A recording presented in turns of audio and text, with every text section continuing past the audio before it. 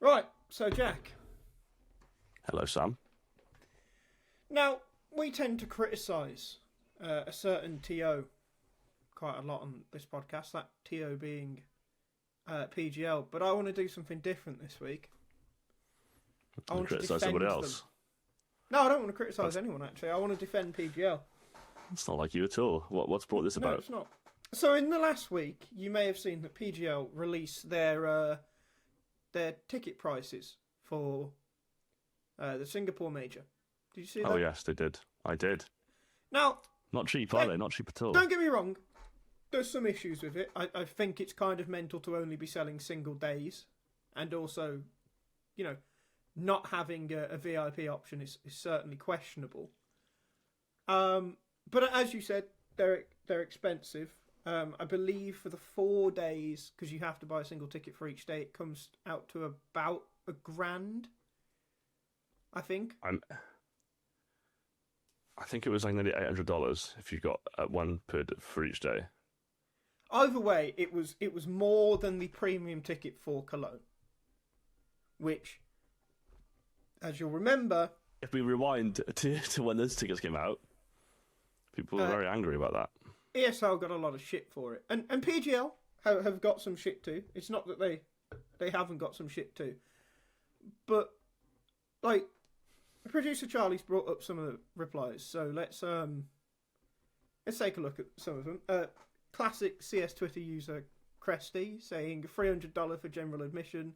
Are you crazy? According to Bible, Allah will punish you for this greed.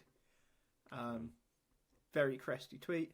Someone else saying, you've really got to fix this pricing. Doesn't make any fucking sense. Someone else saying $771 plus fees compared to Austin at $250. And look.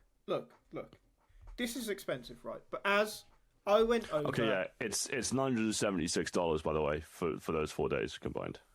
Okay. I'm not sure if that's with or without fees, but it's not cheap.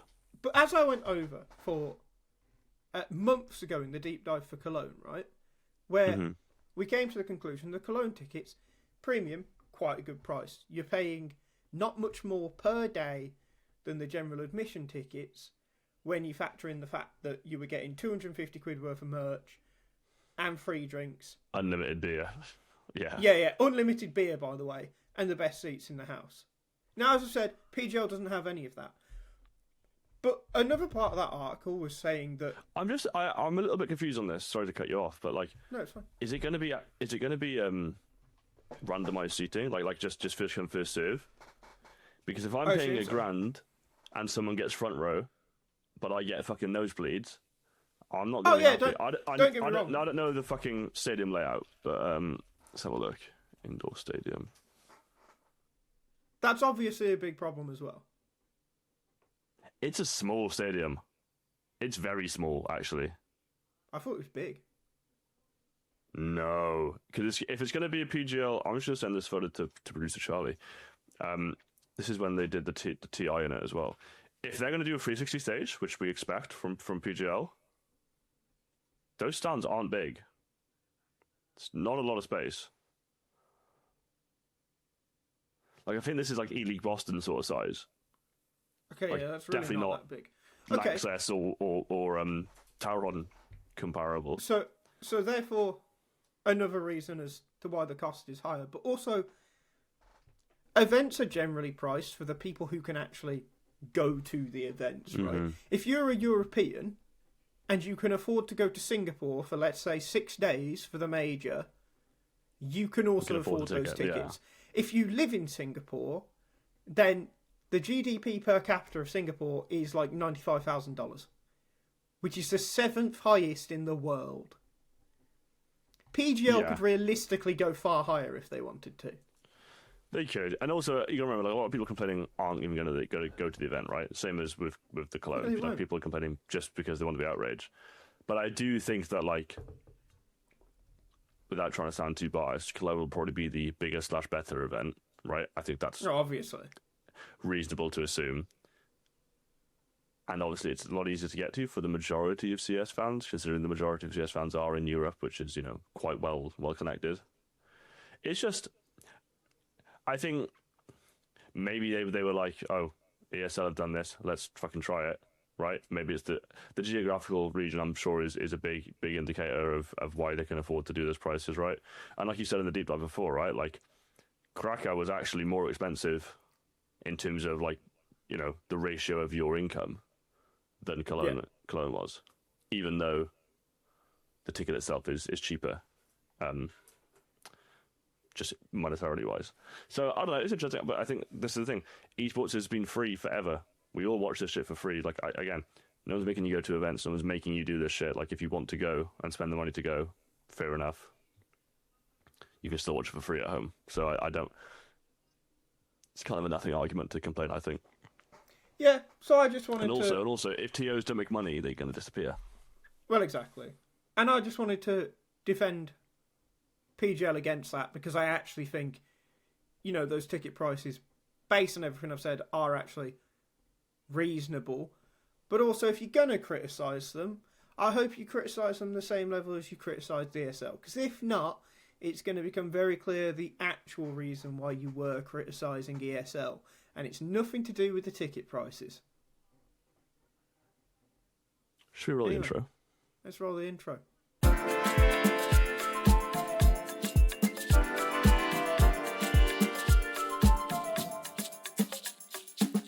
Alright, so PGL aren't the only TO that we'll be talking about this week, because Blast have announced changes to their circuit for 2027.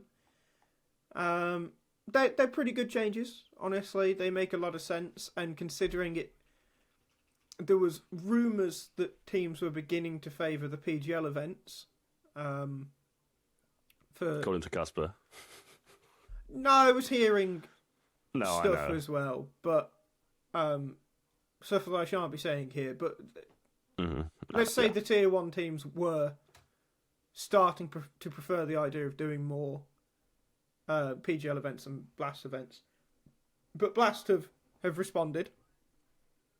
They've said that Bounty will have a new format. It will be reduced to 16 teams, double elimination group stage, single elimination playoffs. Doesn't say how many teams in the playoffs, which I think is interesting. Also says that all matches are on LAN. Don't think it says anything about the studio. I'd imagine that it will still be in Malta. The studio is LAN, isn't it?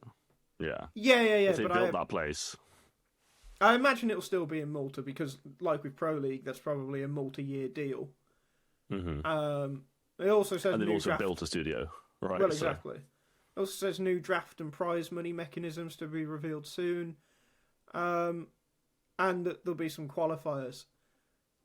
I think Open was also changed, so Open is now only one location. It won't be the Copenhagen studio to some random other location in Europe, and I don't think Rivals was changed at all.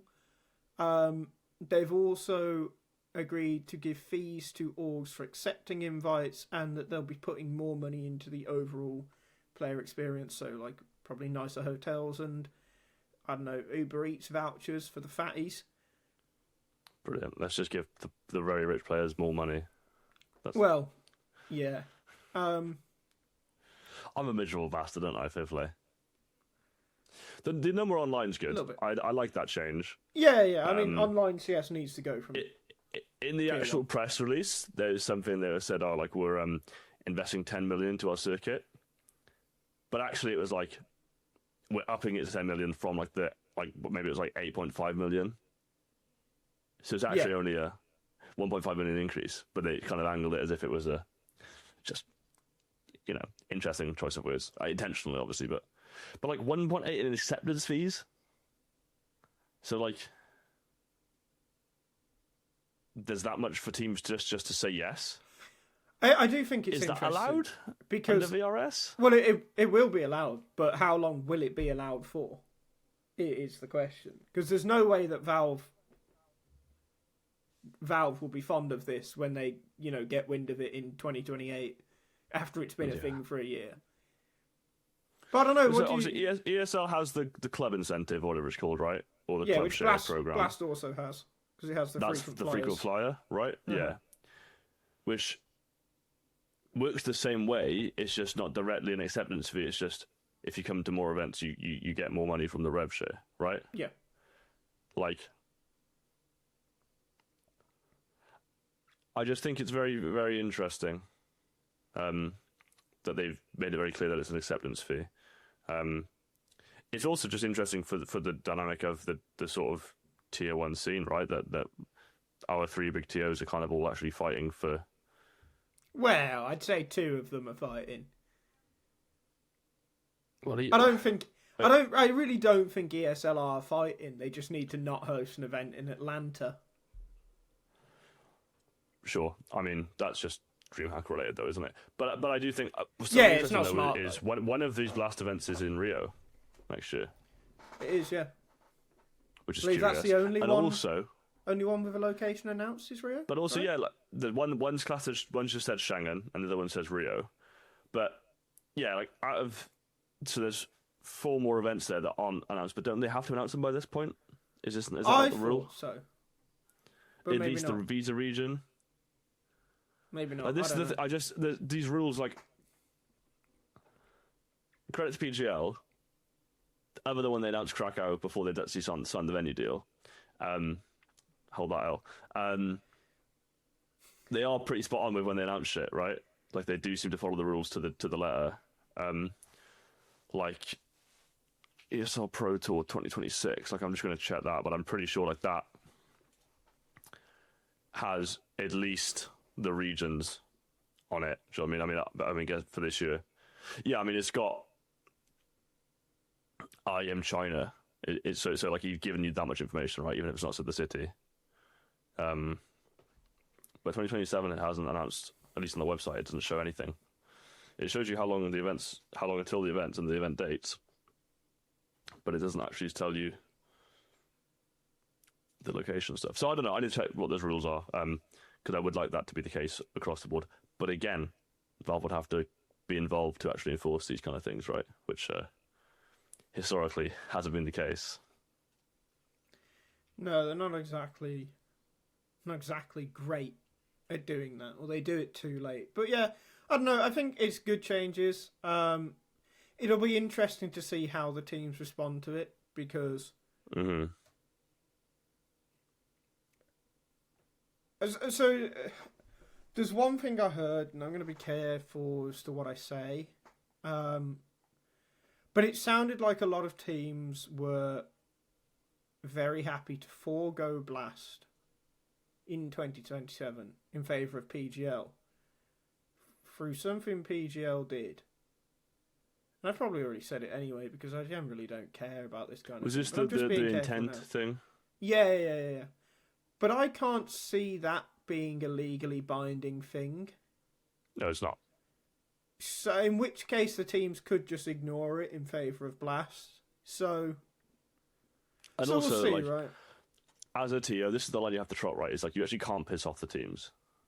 No, you can't. As much as like they're always arseholes, you can't piss them off because they stop coming. Do you know what I mean? Like, yeah, it's tricky. It's really tricky. Yeah, I don't know. Okay, I'm just trying to read this shit now. So there's not a date there, but it says so. Like, invite date must follow the announcement. I'm just trying from. Oh, I don't know. The tournament starting between the 1st of January and 31st. The announcement date must be no later than September of the previous year, right? So this is the 2026 rule set, but and then later it was a year. So again, like an event that would happen on the 1st of January this year would have had to have been announced on the 1st of January 2025.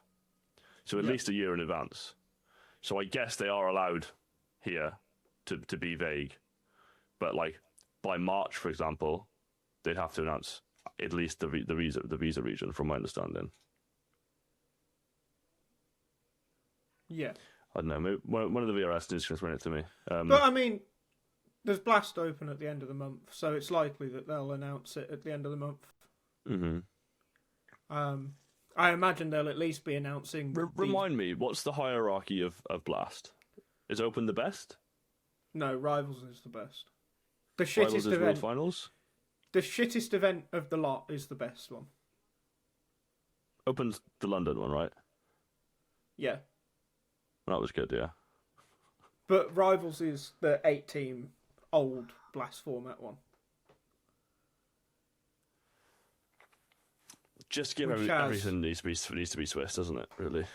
Which has 4 invite slots and 4 wild card invite slots, like regional wild cards. So it's actually just kind of a dead tournament. Oh, so that's what Hong Kong was, right? Yeah, that was Hong Kong. That's what you just had, like 4 good teams and 4 shitty. Yeah, okay, makes sense. Yeah. What a load of rubbish. Yeah. But yeah, so that's the Blast changes. Like right now, it's not very exciting, obviously, but next year it could actually be a cause for excitement when we see invites go out, and it could. You know, I've had people suggest to me that the things being talked about could kill Blast, and it's like, I don't think you fuckers understand. Like, Blast like that they do Rainbow Six, they like that they do Fortnite and Rocket League, but CS is the shit they really care about. Like, they will fight tooth and nail for Counter-Strike. So I just think it's interesting that on the Rio topic as well, because I'm not aware of whether the ESL Rio thing is a multi-year thing like it was beforehand. Obviously, we did 3 events in Rio. Like, I know there's obviously the one this year. But tiers only ever do Rio. And, like, it seems like the desire is to have, like, other cities in Brazil be like São Paulo or Belo Horizonte, right? Like actually other places. Which is all we do is go to Rio. I didn't hear nice things about Sao Paulo when Blast were there for Rainbow Six, I think. Rainbow Six, so maybe that's why they're doing Fair Rio. enough. I know people didn't necessarily enjoy being there. Can't imagine why anyone wouldn't even enjoy being in Brazil. I guess it's just something that we'd never understand. Anyway, we got a take of the week.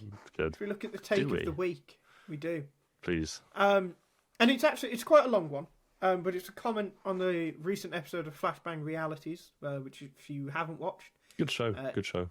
Check that out. It's about what would happen if Donk was to leave Team Spirit.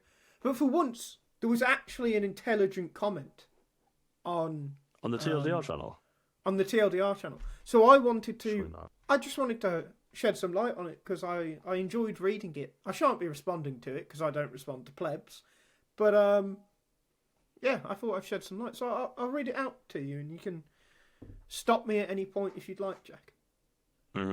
So it comes from a random user who said, Spirit's first games back at Kato 24 were so good, not just because Donk wasn't figured out yet, but because everyone on the team was actually playing and wanted to win. I still remember Shiro's, Zontix's and Chopper's highlights and big plays. Now it feels like they've lost all that passion and drive. I think subconsciously they know they don't have to try as hard anymore because Donk's there. He really wants to win, so he'll cover their asses. They seem to not take it seriously, while Donk just keeps taking it more and more seriously. What's your thoughts on that part? I think it's probably a little bit of an insulated take to think that like the players aren't trying or they don't take it very seriously. I think they all do. And I'd also say that it's probably incorrect to say that Donk has been figured out. Like, I think he's just really good. Like, it's not like does anything groundbreaking. He just wins the fight. No, I actually do think that's kind of fair. Honestly, I don't listen. I don't think maybe like the level of aggression was disruptive, sure, but I don't think it was like. It's not like he wasn't. There wasn't like a new mechanic that he was doing that no one could fucking touch. Do you know what I mean? Well, he did have his own peak. Yeah, but so does Antares and shit. But what I'm saying is I don't like it's. Okay, when did Charlotte invented banana control, right? That had to be solved at some point, right? That was Freiberg, actually. He just fucking ran through because no one knew how grenades worked back then. Fucking awful time for CS. Do you know what I mean? I get his point, and like it's not untrue, but I think I think figuring out is more of a strategic thing than an individual. Yeah, but I think that's where it's also true. I mean, like, I don't even think it necessarily took that long for Donk, in some sense, to be figured out. I think if you remember when, all the way back to just 2 months after Cato 24, the Copenhagen Major, when Spirit played FaZe, Donk was anti-stride that game. And I think there are, like, Donk's aim is too good and his brain is too good. He does still find gaps. He does still find, like, ways to get his kills, and he will get them a lot of the time regardless. But there are definitely games where Donk is played out of them, and it's actively played out of them. It's not just because Spirit are an ugly team. So I think that is true. And on the don't have the passion and drive thing, I think that could also be true. I think, you've won Cato, Cologne, and a major. That is going to knock your motivation. And also playing with someone as good as Donk, maybe that knocks it as well. But then, so the next line, he continues. He needs a team that doesn't rely on him so much and players with a similar mindset, aka, I want to win no matter what. That's why when Chopper said he plays for money, I didn't like it at all. When you have someone that ambitious, that hungry for wins and good games, a mindset that doesn't match that can't be good in the long run. And I think that's fair. Like, yeah, valid, absolutely. Do you know what? Kudos to Chopper to admitting that he plays for money. Like, fair play. I mean, I think you're a knob for it, but fair play. I'd like to see that source, to be fair, because I don't recall that. But he said it after he got benched. He definitely did say it. Something like, maybe words to that effect. But I just think that, like, this is the thing, man. This is kind of like that. Was it Kirby or Bubsky, right? Where they were just so good, they just didn't really care. They just didn't really care about the game. Bubsky was just a bit of a pussy, from what I remember. That's really harsh. I think Bubsky falls under the category of a bit nervous and doesn't like travelling. Let's put it that way. Okay, sure. But like, I guess Kirby's one where, again, like, he was talented and good, but like maybe he just didn't actually really have the drive to win. Like winning, if winning's that easy for you, maybe you stop caring about it so much. And also, again, if you've completed the big 3 events, maybe it's big 4 when Cluj becomes like actually like people take it that seriously. But let's not piss about. No, I'm just giving them an olive branch, You've won all that matters, really. Like I can understand taking your foot off the gas a little bit, whereas I think Donk's mindset is, no, I want to leave the best legacy ever. I want to tear shit up for 10 plus years, and I want to change the landscape of this fucking game forever, right? Yeah. Not every player can have that mindset, because not every player can do that, right? How many like great goal scorers are there? How many great players are in the GOAT debate? Do you know what I mean? There is, even among the elite, there's levels. So yeah. Yeah. But so the final sentence says, I think Monacy has a similar drive, even if he sometimes loses games because of egotistical acts, like chasing a highlight and missing, but at least he also doesn't give a fuck about money. Meanwhile, Shiro has become a huge stroker against decent teams. A lot of the time it feels like Donkey's playing without a sniper, which has been true this year, and has been true. Shiro has been a ghost, yeah.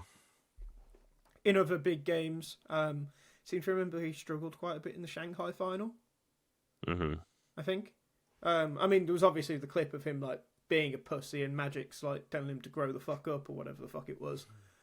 But yeah, I just thought, you know what, like, it might not be 100% correct. There's a lot of speculation in there, but for someone to actually spend the time to give a thoughtful comment that actually responds to something that we actually said, not just, Dunk will never go to BC game, you fucking dickheads. I thought I'd highlight that. I'd say, well done. You get the take of the week for that. That's a good take of the week. That's like a round of applause. Yeah, it's been a while. It's been a while. I mean, congratulations, you use a C9 3D for you. I mean, like, obviously we had the comedy one last week, but normally we're just trying to highlight the cunts in this segment. Of which there are many. Of which everyone who watched that episode and just said Donk will never go to BC game, who didn't listen to anything we said, you are a cunt. That's all I have to say, really. And with that, we're going to go to an ad break now, and then we'll talk about some real Counter-Strike. So, Jack, do you find it hard to keep up with all the news in Counter-Strike? I do. I took a weekend off and I came back to 6 new IGLs, 3 retirements, and apparently Navi's Waterboy got picked up by a top 20 team. Right? That's why I've been relying on the TLDR newsletter.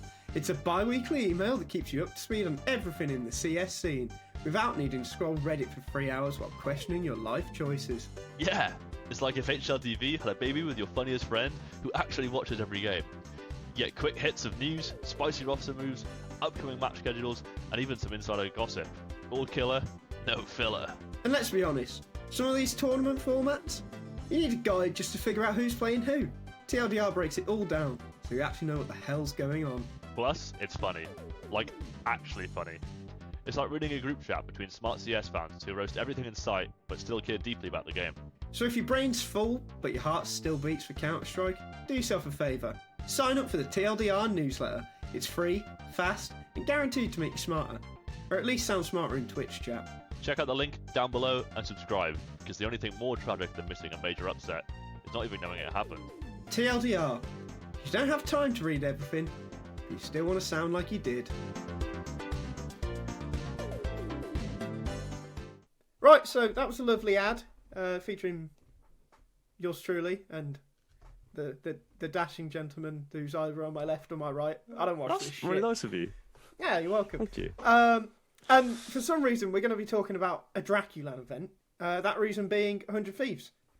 Because they were there, they've made their debut in the last week, and they've already reached... I want to win VRS points. That's the tagline for the event, I think. Yeah? Don't. You don't know? That was cute, but don't do it again. No? Okay. No, don't do that again. But yeah, off the back of their debut, they've reached a respectable point in VRS. I want to say they're hovering 40th, 50th, something like that. Producer Charlie could probably quickly check for us. 37th, which if I remember from looking... Okay. If I remember from looking at Mischief's latest tweet, it put them at like a 25% chance of making the major, which was 1% higher than BC Game, which is really funny. So, in that sense, they've been playing really well so far. I mean, Charlie, if you bring up their team ratings for 2026 real quick, I think Poi, Sierra, and Agile are all around a 1.14. Little Gilbert, yeah. All around a 1.14. The latest in Producer Charlie does not know how to use HLTV. I'd really enjoy this segment every week that only video viewers get to witness. Let's see how long it takes him to figure it out. I didn't realise the team logo has the Rubet in it. That's really ugly. Yeah, it does. It does. Their stickers are going to suck. Yeah, they will. Okay, if they make it. Producer Charlie has got there. So Poi is highest on a 1.15, which I'd like to point out, by the way. I'm correct as always.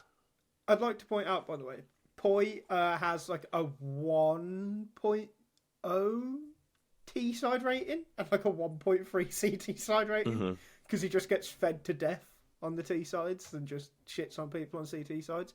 Agile's just behind 1.12, Sierra 1.11, and oh wait, no, this is on all, Charlie. Fucking change it to 2026, you twat.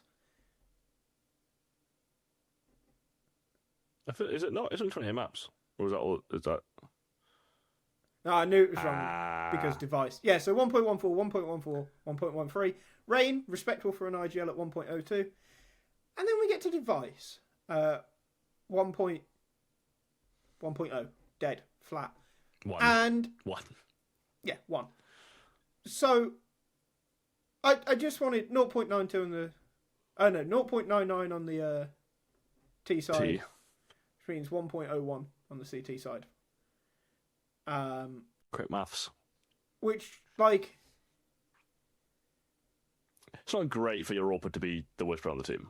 The thing is, right, if they were playing consistently at a tier 1 level, I'd be, like, perfectly fine with this. Yeah.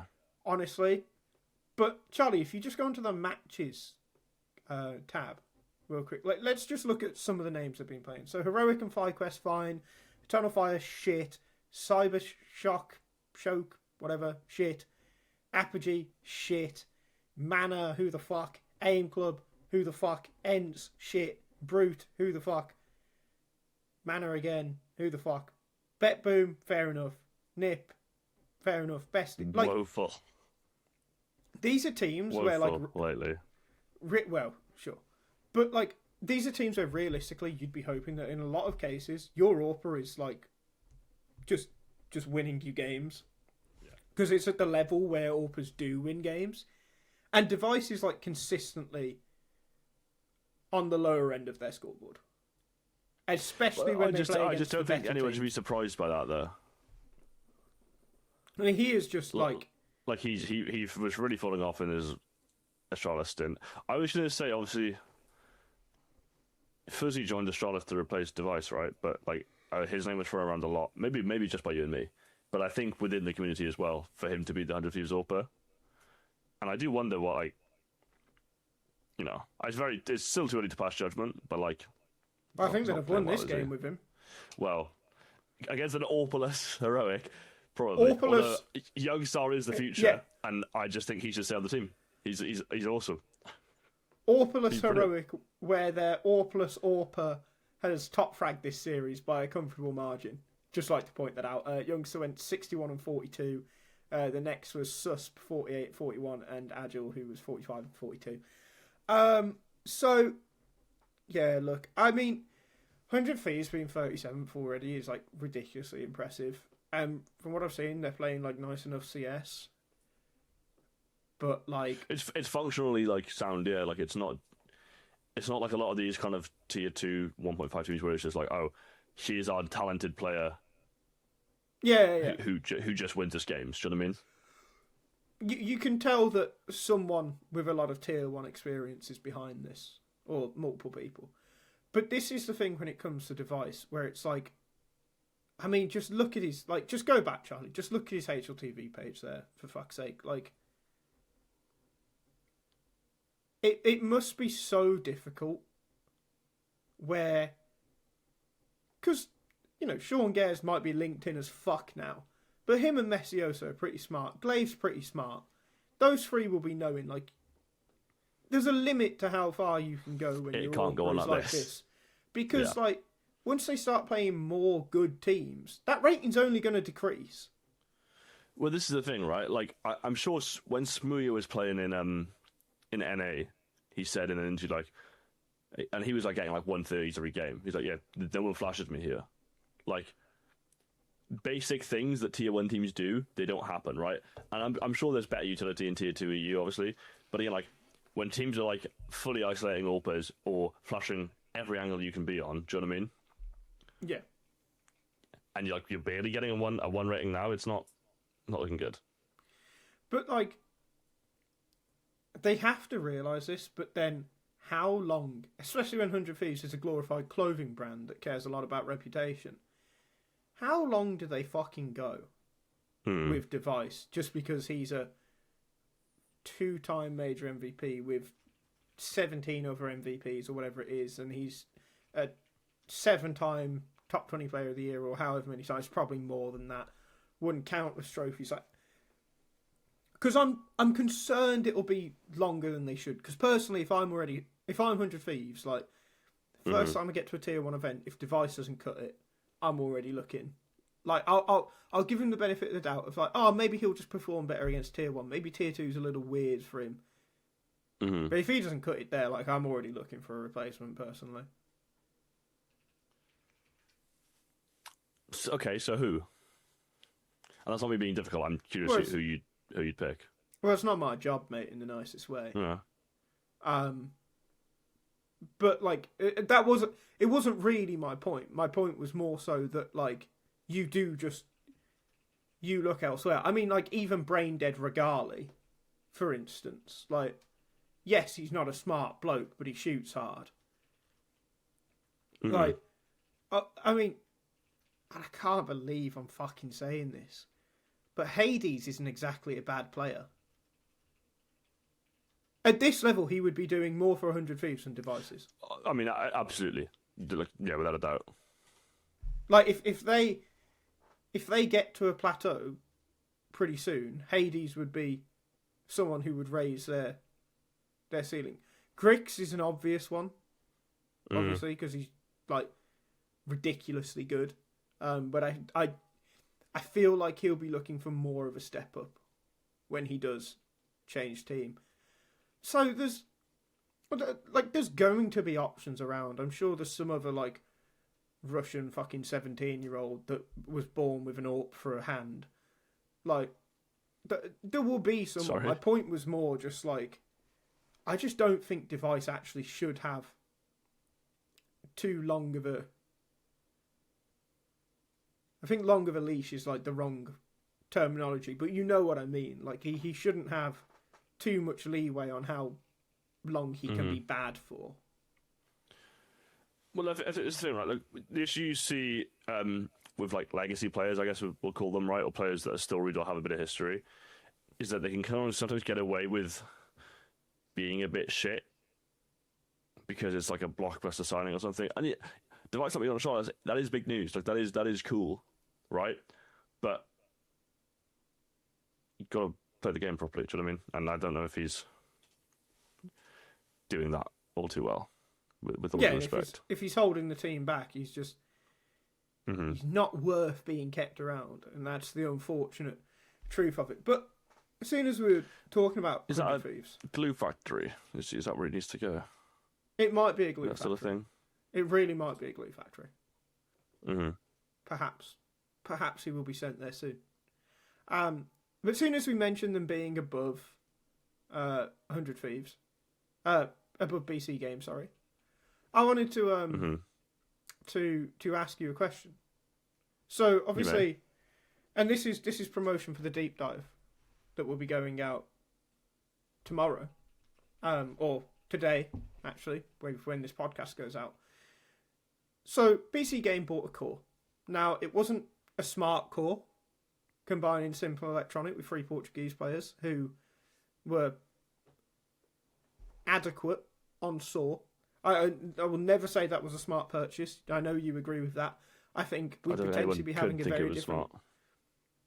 And I think we'd potentially be having a very different conversation if they'd bought, like, the Fnatic core and Simple had rifled for a bit, let Jambo up. And they just got Ukrainians with a Russian there. Like, that could have been a very different story. But they did this, and they're not going to make the major. It's almost guaranteed they will not make the major.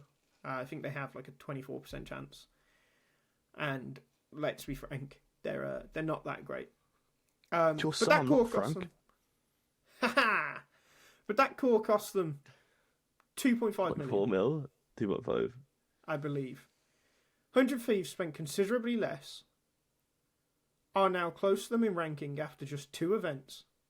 And look like they will soon surpass them.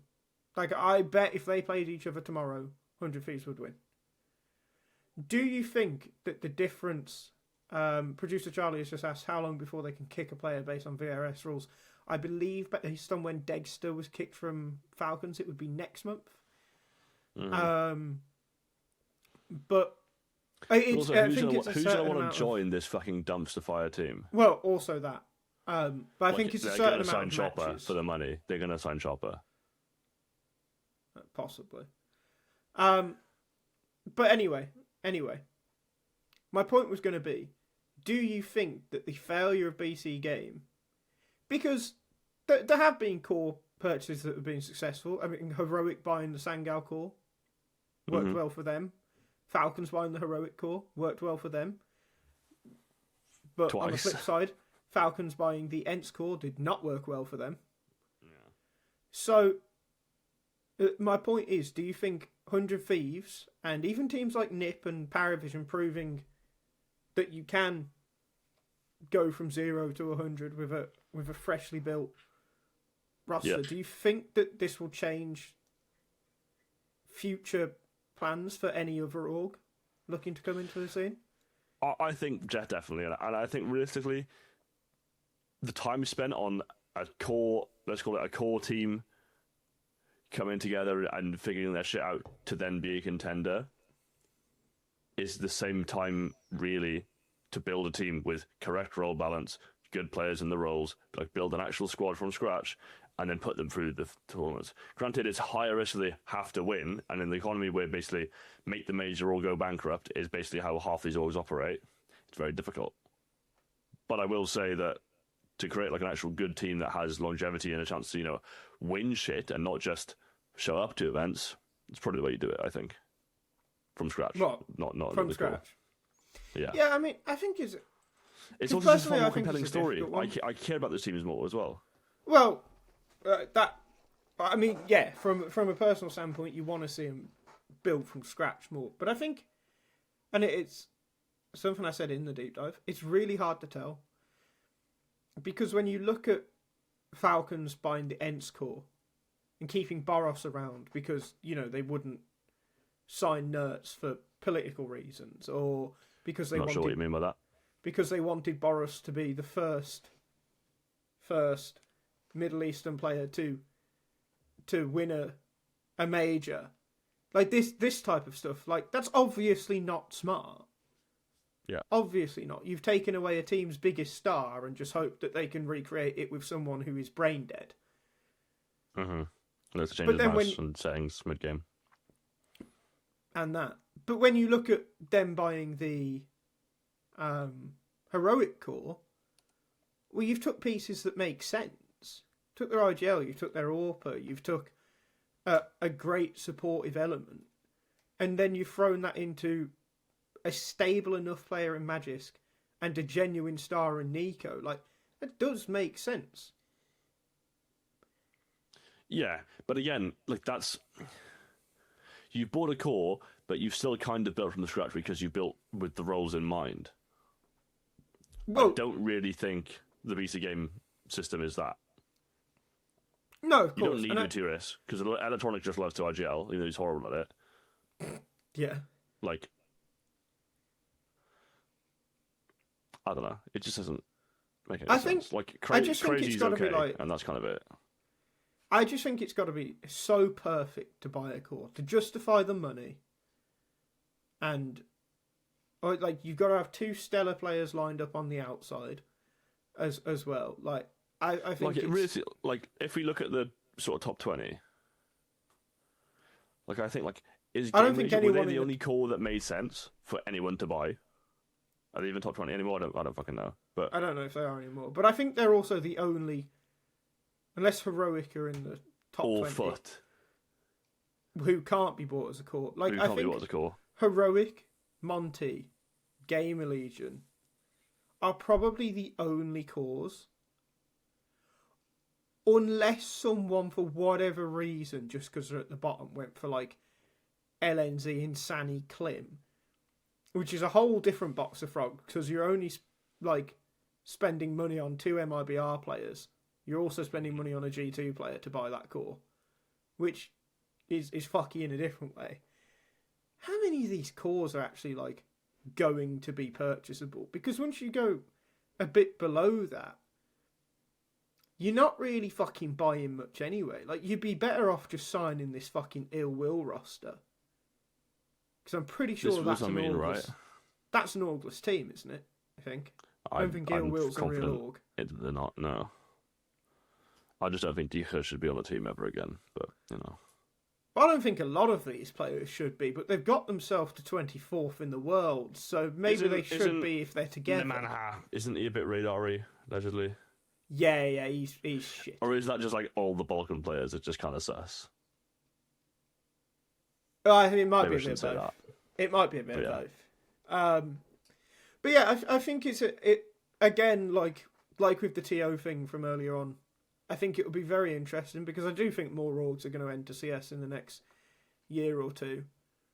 It'll be interesting to see how they look to do it.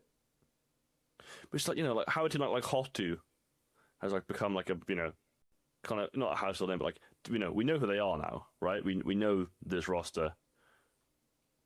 We see them at events. We kind of expect them to be like, oh yeah, they can probably beat X and Y team. Like, that's kind of the Paravision route as well, right? It's like, oh, let's just actually make a good team and just fucking play. In which our get analyst eventually decides that he can shoot these better. guys are shit. I want to play. And also feature a player called Kalash, which is incredible. Still the best named player. Gosh. And but yeah, Johnny Norbs. It's awesome. I think it's a we'll see. It's a we'll see. We will see. And we'll also see shit teams at ESL Pro League season 23? 23. 23, come on. Right. Stockholm. Let's talk about some shit teams, shall we? Buy tickets, please. I know one of these is going to pain you. Liquid and It's not NIP. Down there in the O2 bracket. Well, Liquid are set to play Semperfi. NIP are set to play NRG. And I wanted to talk about them together, right? Because I feel like you're going to just say yes to one thing and we can move on. The second one we'll have a little bit discussion about. NIP. No, we'll start with Liquid. Liquid, just fucking disband. Honestly, just disband. But I was going to say basically that. But it's like, if you lose to Simplify, you disband that day. Well, yeah. That team can't survive that series. But Ultimate You're also not allowed. Ultimate is dog shit. Every other rifler is inconsistent as fuck. And Shuey, just for the sake of it, Shuey is not a good IGL. Like, he's not. Like, I'm just going to say it now. Shuey is not a good IGL. He's someone who, if you've got someone to completely build a system for him, to be the only one who cares in practice, and all this shit, and just give him a piece of paper that tells him what to do, yeah, he'll probably do alright. And maybe he's alright at mid-round in it. Maybe he's alright at mid-round at that point. And I think this is the thing, right, with someone like Flashy. I think if Flashy had have been the analyst or assistant coach, whatever he was, for Na'Vi, when Boomich was the IGL, and Blade was just like shoving his hand up his arse and controlling his mouse and keyboard with his thumb and his pinky, then like, I think Flashy would be an incredible coach for Shuey, but I think as a first tier 1 coaching job, Shuey is probably a step too far. Because I do think Blade changed to accommodate Alexi. Yeah. And I think we'd be having a different conversation if, when Liquid signed a coach, they'd signed Ash instead of Flashy. Because I'd like to point out, by the way, Shuey has only been good under Ash and Cyclone, 2 of the best coaches in the game. Mm-hmm. And I just want you all listening to consider that and consider what the reasons for that may be. So yeah, that's the one I thought you'd just say yes to. Yeah, basically. Okay. Now the second point. NIP this year are terrible. Yeah. They are just terrible. They really are not good. Winning any games. No one seems to be great at the moment. No one seems to be happy. Casper's very good, but that's just it. But I still believe in the team. I think Ken was a great signing. I believe in this team for fucking 10 years at this point, mate. Kaspersky is really good. Wrinkle, I think, is like close to becoming a good AWPer. Shush, I will not criticise. Snappy, I have my criticisms. I still don't get the sheer amount of force buys. But he is a good IGL. I'll never take that from him. Mm-hmm. So it's something me and King T talked about when he was in your place for the Krakow episodes. Yes. Do NIP just need a new coach? That is something I've been thinking about, honestly, because, and I like Exist, of course, and I like that there's some legacy. Do you know who NIP have signed as a content creator? They've got Forrest. I would just get him in. Either coach him or get him to replace fucking Shush. I'm not serious about that. No, the coaching. I think the coach is the next change we make, and I don't really know what you do. I don't want Spray to be the head coach. Sorry, Dan, but I'm not allowing that. So why are you not allowing that? He's not that good, is he? He's all right. Like he's a nice bloke, but I one of your actual mates, and you're just like, you know what? No, fuck you. No, because I can't glaze. No, because you'll say I'm just, you're glazing your mate. No, I You think can he'd glaze be him good for fit, being actually. your mate. If you think he would be the logical choice, then I think he's actually pretty. pretty smart. But I think there maybe are options that you can buy, but also maybe in the interim, like whatever the tournament was where Exist was having a baby and Dan was head coaching. I think they played really well at. I know that was with Udrix as well. Maybe they still had fucking John Sweetrice then as well. No, it was more recent than that, wasn't it? Yeah. I don't know. Again, like the Exist system, whatever. Like he was RGNing a team that had like 3 very, very good players, right? 2 who've been in GOAT debates over the years. In a time where tactics were very loose, and it was just like go here, go back there, and then execute. That was kind of how these sides worked. To a very good heroic team that was, I think, very, very Cadian led, right? And that was just this disruptive, like CT aggro kind of system, with your double pushes and stuff, and being very active across the board. That's not what coach is doing, because that's in the live round. Like, if he just needs to come in and freeze after you lose an eco and say like, all right, guys, reset. Let's just do this standard round. Sure. I'm not sure it works, right? And again, like with Snappy, who also is kind of he likes his force bites, he likes his set pieces. Like again, a coach might tell you, hey, you do this set piece, but that's still been come up with by someone else and still got to be executed by the players in the system, right? I think my thing with Exist, right, is I won't take away from him as an IGL in that era of Counter-Strike. Mm-hmm. What the fuck has he done as a coach? Genuine, as a coach, what has he done? This is the thing. He was the coach. He was the coach of a heroic team that infamously could never have composure, that would always choke in the final moments, always disappoint in the final moments. He's then overseen 3 trophies with heroic, by the way. Yeah, blast trophies. And Pinnacle Cup Championship 2022. Well done, where they beat a terrible Astralis team.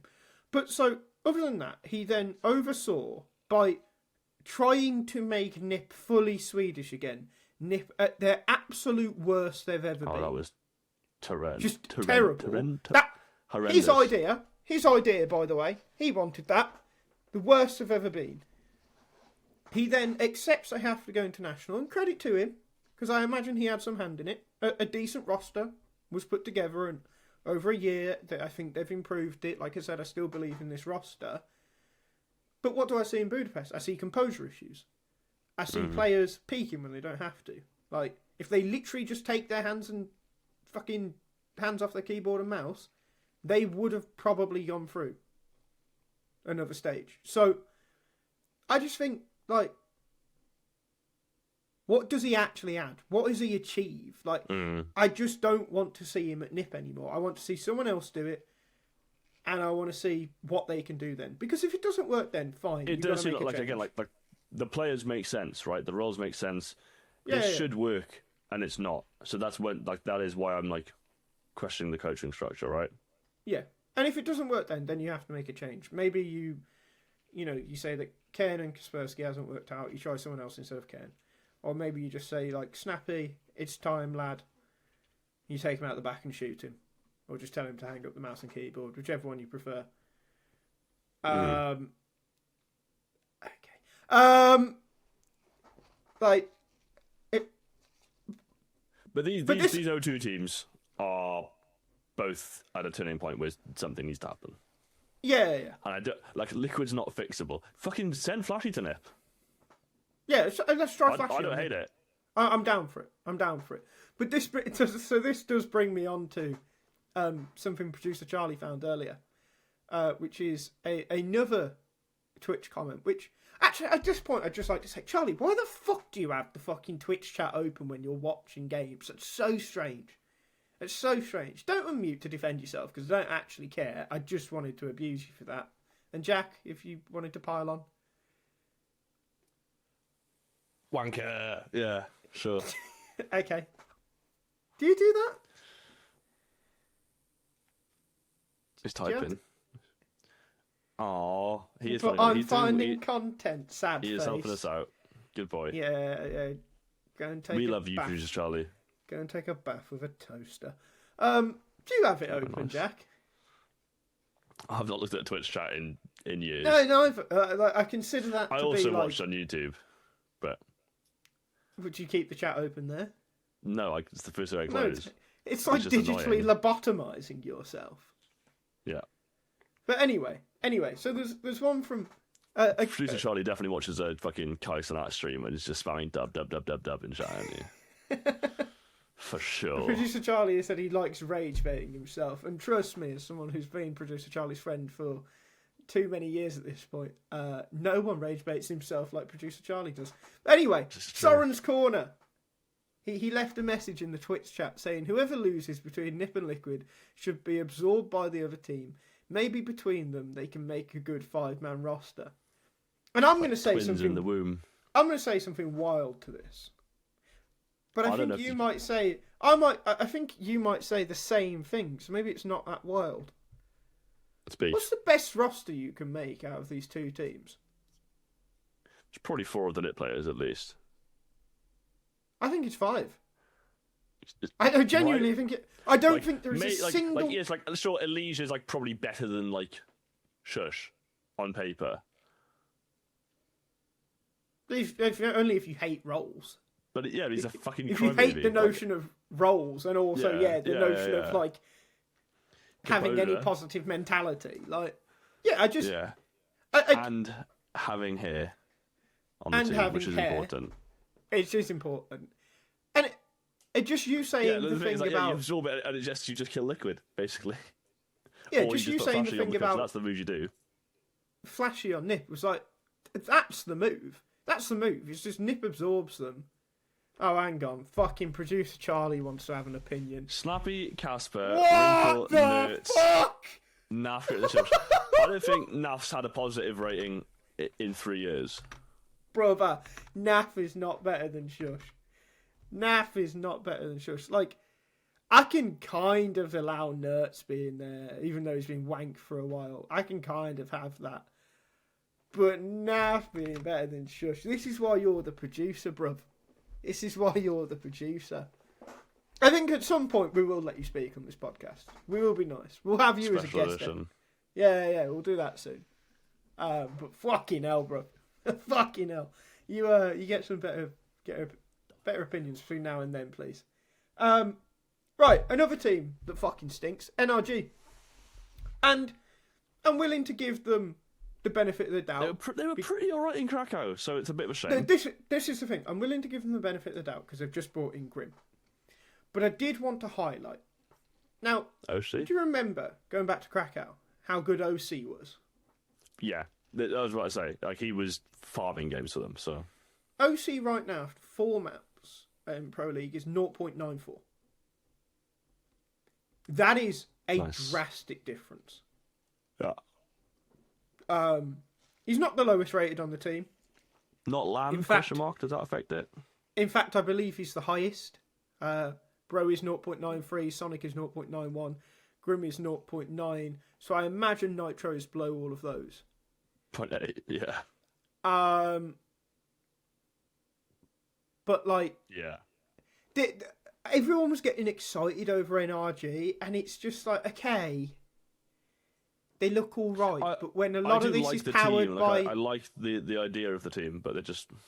But when a lot of it is powered by OC, can we be real, please? In the good year 2026, yeah. Yeah, can we actually be sensible? Yeah. Yeah. The thing is, I always remember who was good at an event, because I ended up making a lot of graphics for that person. And again, I think I probably had 10 OC graphics during that event, which is proportionately very high for a player that's not a Donko Zaiwu. And then of course, now there's nothing. So yeah. But yeah, something. As I said, benefit of the doubt, but something to keep our eyes on, I suppose. Senzu and Tri have also. I mean, Tri had already debuted, but this is their tier 1 debut. I'm passing you late. Senzu has looked fucking great. Genuine, honest to God, genuine surprise to me. I really thought he would sink on an international roster, and especially this one. I'm glad that he hasn't, though. To be honest. Yeah, I'm happy about it. It's still just a bewildering decision. But yeah. Fuck it. Troy has struggled, though. He hasn't been great. There's definitely some concern there early doors, but you're bringing in 2 new players. Like, I don't expect everyone to perform straight away. But what I did want to say... Yeah, okay, Senzu is currently the highest rated player at Pro League. I didn't realise that. But what I did want to say is that... Yeah. Shut up. It's important. Anyway. No, it's not. Kfem, It is. Kfem is fucking gash. He's fucking gash. Yeah. And why is Nick still on this team? I know they can't cut anyone else, but fucking hell, those two are fucking shit. Yeah. They are both so bad. But yeah, they beat Liquid. They took a map off foot. I thought it was worth highlighting. It's tentatively exciting. As long as they get a better logo, bracket tire me, then I'll be happy. But that's got to go. I don't even think it's that bad, man. It's not your job to know if these No, I things get are it. good or Graphic bad, is design is your passion, but like... No, it's just what pays the bills, mate. I hate it. There's so much bad design in the world. But what's actually wrong with the Passion UA logo? I'm going to buy it finally. What's actually wrong with it? Okay, so where the blue and yellow meet is way too thin. So there's like a tiny little bit of blue above the yellow bit on the bottom, which just would never show up on print or a jersey, which looks silly. It's also kind of like too tall, I would say, for most spaces where you'd put a logo. It's not egregious. It's not like the Ultra Heroic one, which was like a fucking subway foot long. But also, it's just inconsistent. The one on their jerseys is red, or at least it has been. The whole just make your mind up. Which color you want to do? Yeah, but and also, overalls have done that. And I've heard. I swear to God, I've heard you. No, but I feel like I've heard you praise, like when Liquid had the US, Canada, Brazil one. I feel like you've praised that. Yeah, for the sticker. No, they printed that on jerseys. I'm sure they did. I don't think so. They at least sold T-shirts. I never liked that. I don't think so. No, Maybe you were another 12 at the time. handsome guy said something. Well, there we are then. It's not the worst thing. It's just it's not the logo of. It doesn't invite fandom to me. I can't see people wanting that on a shirt. It's kind of, it's not interesting. Right. That's coming from the guy. That's coming from the guy who designed the Finger Blaster 9000 and put that on a clothing brand. Yeah, but when a sports team, that's not the same. Yeah, okay. Once again, producer Charlie has got Zinchenko crying. Look at his sad little face. Speaking of crying, we've got one more story to talk about, Jack. And that is an interesting bit of comms from ESL Pro League, Season 23, Stage 1, in brackets, online. And it's the Astralis comms from their game against, is that Monty? I think it's Monty. Yes. No, Foot. Like Foot. Right. Let's do a live watch along. You don't need, just play it for us, producer Charlie. I don't think the sound comes through, does it? Oh. But I mean, you can play it, and I'll read out what's said, because I got producer Charlie to write it down. So it's a conversation between Rugger and Huxley, where Rugger says, "Stop fucking whining. Let's play to win and have a good mood." And Huxley says, "Okay, fine, I'll stop whining. But then let's fucking play good, because there is so much to whine about. It's fucking hard to not whine. Let's fucking step up then." To which, all the other players are like, "Yes, good shooting, guys. Well done, guys." Yeah, just see it first, and he's like, "Nice, guys. Good shooting." Yeah, it's so awkward. It's like, someone's going to say something nice. As a rule, your IGL shouldn't be talking about this. It just shouldn't be happening. Not fucking mid-game, 6-1 down. Yeah, good analysis of Rugger from Mr. Vista, by the way. That's cheater and 30-time failed coach Rugger. That's pretty excellent. To be honest, when I first watched it, I thought it was out of sync, and I thought it was Huxley talking, and then Yabby was the one crying afterwards. Yeah, I thought it was Huxley just because of my expectations. I did the exact same thing. Speaking. Yeah, I did the exact same thing. Really, I didn't realise until Charlie said it was Huxley. And then I was like, oh, okay. And also, like, okay, like they're losing the game, whatever, but like that was Astralis' first loss at the event, and they've been playing quite well. Like, I think Fuzzy's one of the top players at the event. Outside of getting bodied, Matt won by Monty. They haven't played Monty. Yes, they did. Sorry, I can't read. Yeah, but then they won 13-3, 35 after that, so it doesn't really matter. But I'm sure, like, they're not playing bad. I think Fuzzy's like top 5 at the event, something like that. Producer Charlie can check. I don't know how to use HLTV, but obviously, for what it's worth. Well, it's just because he's screen sharing. No, you were there, and then go stats. No. The furthest, God, and then stats. Producer Charlie. Yeah, you got it. 1.22. He's like what, 7th, 8th? Tidy. It's alright, isn't it? Yeah. No, he's a good player. But so I just wanted to talk about it because we've spoke about Astralis a bit already. We've said we don't think this is the final 5 to push them. But they're on the way up. Like, why have you got to get so upset already? Yeah, but like, this is the thing, right? We've spoke about football. Like, spoke about Astralis. Huxley only won shit with Monacy and Nico. Yeah. Like, you had some of the best players of all time. He did have a couple of impressive major runs, but I actually think impressive major runs generally don't count unless you win them. Like, I really don't care if you're Quantum Bellator Fire making it to the major playoffs or Copenhagen Flames making it to the major playoffs. Funnily, only one player from that team ever did anything. Do you know what I mean? Really? Yeah, and like, we're actually talking about events with complete joke man structures, but not the point. Mm-hmm. Not the point.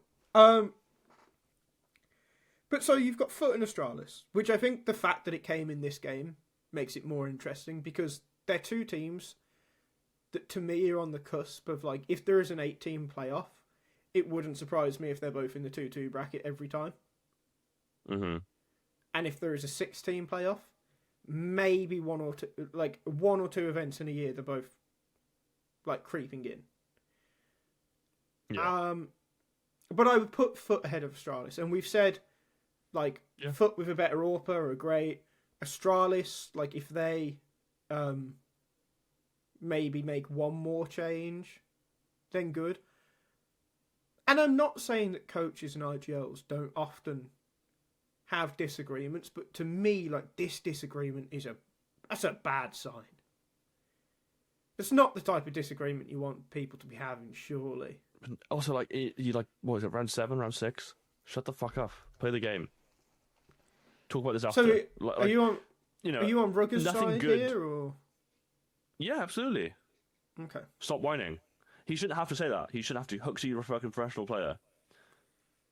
And you're a professional IGL. You should know that being told that fucking crying is going to piss people off. I agree with that, but I also just think, like, I think this is where you get to the tricky part when you're Astralis is, like, realistically, you cannot improve on Huxley. You missed your chance when you let Cruzen go to Heroic. Which is funny, because every time that I say you cannot improve, it's always you missed your chance when you let Cruzen go to Heroic. It's always the thing I say next. So I don't think you can improve on Huxley. I don't think you're going to improve on Huxley if you're Astralis. But Rugger, now that you're an international team, there's no real need for you to have Rugger anymore. And also, 30-time failed coach and cheater. I haven't really done much ever, has he? No, not really. North, Optic, Astralis. Right? Like those OG. teams, I think. OG, like mid-OG, with they just farmed players to other teams. Like, yeah. And it feels like, to me, if they were to soon make a coaching change, it wouldn't surprise me. Because Rugger's been there a while now. I doubt his contract is that much longer anyway. And if they're having disagreements like that mid-match, like, I've always viewed Huxley, his emotion levels are probably similar to a French AWPer before Zywoo. Therefore, Kenny S. In which case, he is just going to cry like a little bitch at certain points. So, like... I like Huxley, actually, as a bloke. Oh, he's lovely. It's a bit brave to be moaning like this when you're like a fucking 0.7 player. Like, you are an amputee when you play the game. You're not aware what it's like to play with you? I don't moan like that, though. I'm also not playing to play the game. It's not my fucking job. You do if you play with you do if you play with certain Irish people. But we stopped playing with them many years ago for that reason. That's just the Irish in general, really. I'm not a fan. I don't know. I would just shut the fuck up. You're a fucking professional player, and you're not even good at the game. Like it's. Do you know what I mean? I know it's more nuanced than that, but I don't know. It's like, are you doing that on LAN? No. But when you're in your little apartment on a fucking online game, you can be a bit of a diva. I just shut up. I just think it's kind of embarrassing and cringe, to be honest. Oh, fair enough. That's all. That's all I had to say about it. That's all you've got to say about it. Is there anything else you'd like to say before we depart? Maybe say something nice about me. Consider something nice about you. Just what goes around comes around. You know. It does. Like you're not ugly at all, really. Thank you. Thank you. Buy tickets for the Pro League Season 23 finals in Stockholm. No, we're not doing that here. We're not. We need. Go. It's gonna be awesome. It's gonna be really good. Yeah. Do you know what, Charlie? We'll have a quick look at this. Liquid are currently playing Semper as we look at this. They're winning 6-3 on map 1. I feel like they will obviously win this series. Do you agree, Jack? Is anything obvious with Liquid? Well, for the sake of content, I'll bet against you. Okay. What's the other? Polymarket.com/TLDR. I was about to do that bit. Hang on. Let me run it. Legacy are a map up against Paravision, and it's currently has map 2 started? No, map 1 just finished. Legacy beat Paravision thanks to an art top frag. That's fantastic. In which case, awesome. I will say Paravision definitely win this 2-1. Yeah. Well, Dust 2 is going to be a stretching out, and then Ancient will also be rough and tumble, I'm sure. Yeah, it's over. Paravision stage 2, please. And so, based on everything that we just said, Polymarket, please get in contact. Ignore the episode from 2 weeks ago. We would love to make predictions using your predictive algorithms. Ooh, I don't know what they are. Yeah, I know, it's a good one for me. Other than that, I've been Sam, he's been Jack, producer Charlie has been more involved this week, so I will be spanking him after the show. Sorry about that, everyone. James is making a thumbnail, not as we speak, but he will be doing so, and we'll be back next week. Farewell. Bye.